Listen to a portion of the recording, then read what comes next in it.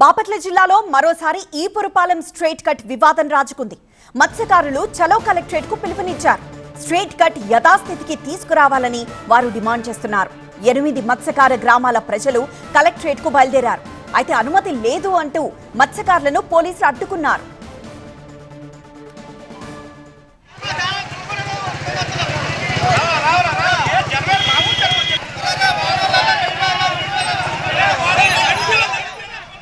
వీరంతా మత్స్యకారులు కలెక్టరేట్ కి బయలుదేరారు.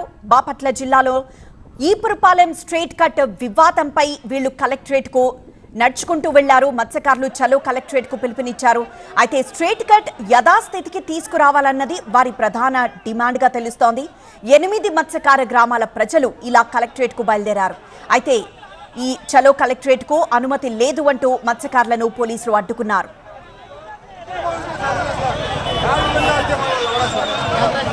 ఆరు